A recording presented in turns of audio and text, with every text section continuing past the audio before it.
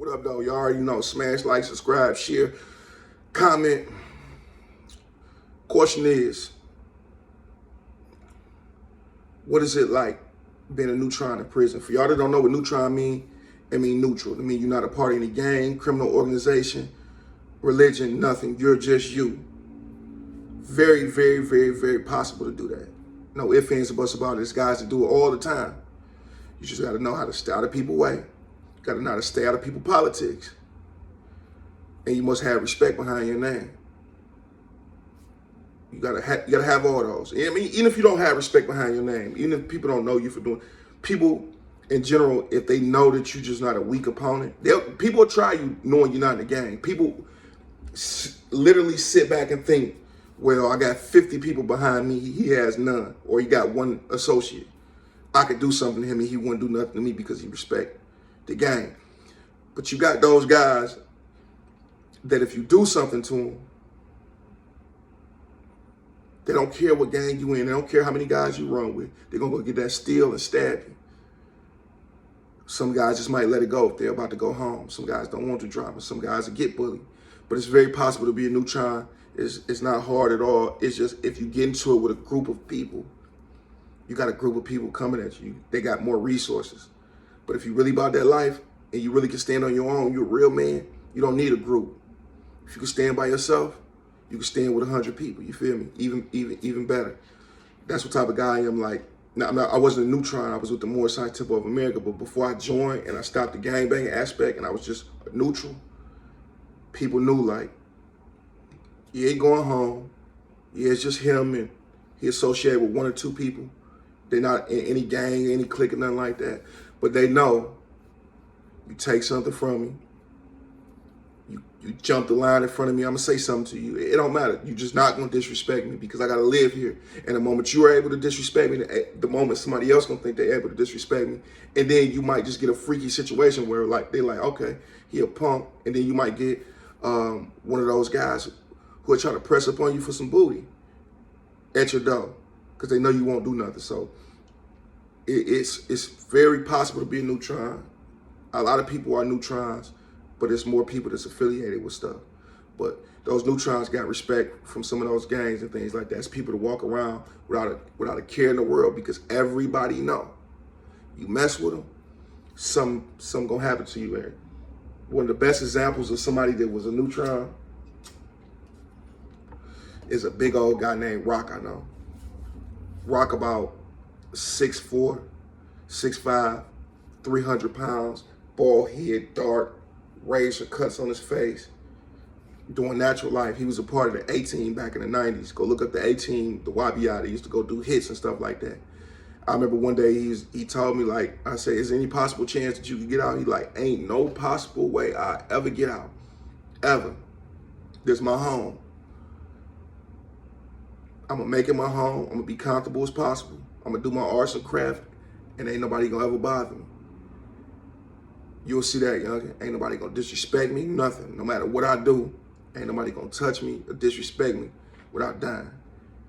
And he really meant that. Another guy named Doman. Doman was a guy, he been out like 45 years, and he might have only been like 60 years old. Maybe a little older, about 65, 63, but he real good looking guy, short, about 5'6". Doman was known for stabbing young guys in the eye before they go home.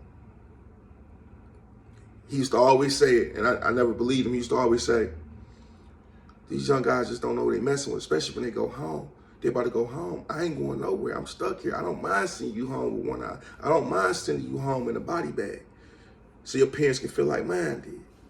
And I remember he got into it with a guy, young guy, about 20.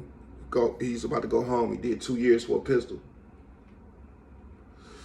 And he took something out of Doman's room.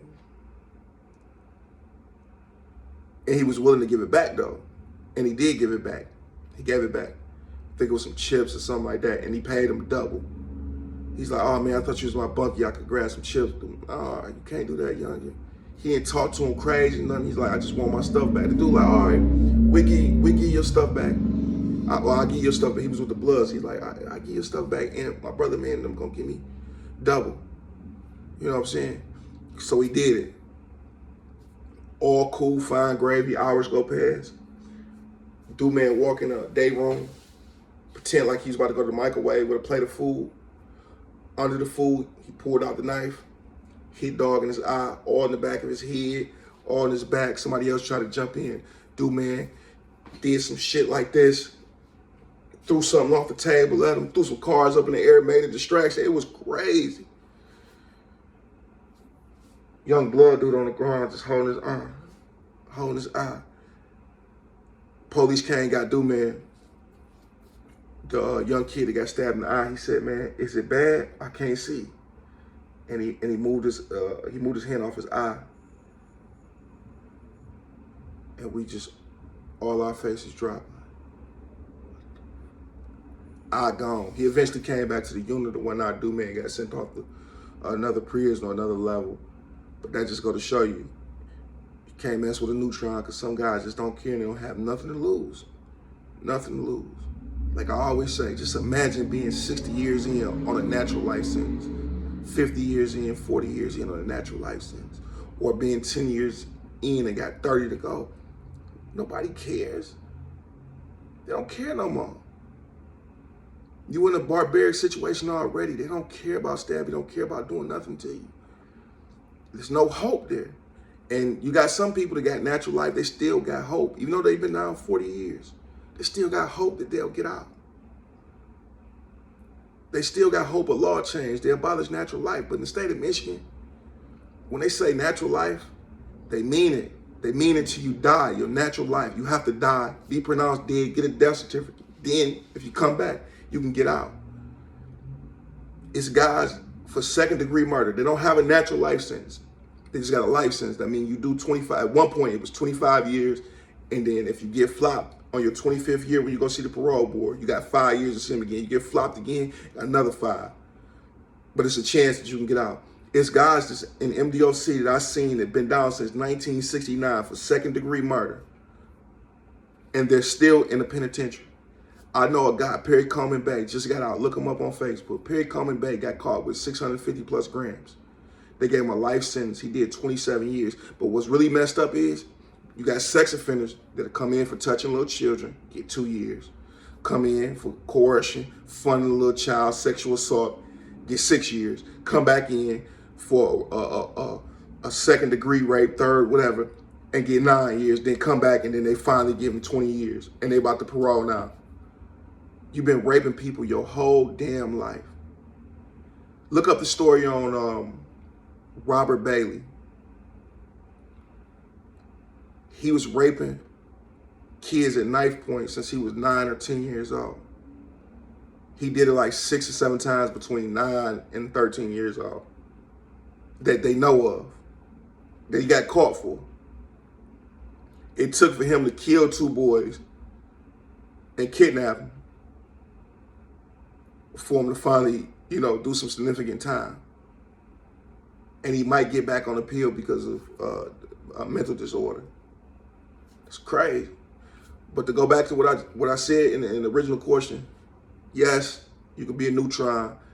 Life easier for you because when you're a neutron, you don't have to worry about, oh man, my brother man robbed somebody. Man, now I got to go talk to the Moabites. Now I got to go talk to the Nation of Islam to try to solve this situation. You can just worry about yourself. You don't have to worry about somebody saying, hey, bro, your number up, bro. You got to stab him. You got the lowest rank on the yard and you got the most time. Go stab him. Or dude, hey, I'm about to go home. It don't matter, bro. You better go punch him in his mouth or go get a lock in the sock. They won't charge you for that. You'll go to the hole. You'll mess up your parole board. You might get an extra 6 months, a year. Don't matter. You'll still be going home. Everybody else, got 3 stars and above. Go do that. And if you don't do it, then they run the razor blade across your face and getting the guy off the yard at the same time. Or they might go pay that guy to get you off the yard. They might go say, hey, look, we're going to do this, or that to you because you did that to us. But we can solve this situation by you going to get our brother man off the yard for us. Do us that favor and we'll forgive what you done. And he'll gladly go do it. I've seen that before. I've seen the Moors do it to somebody before. It's pressure. Peace and blessing, man.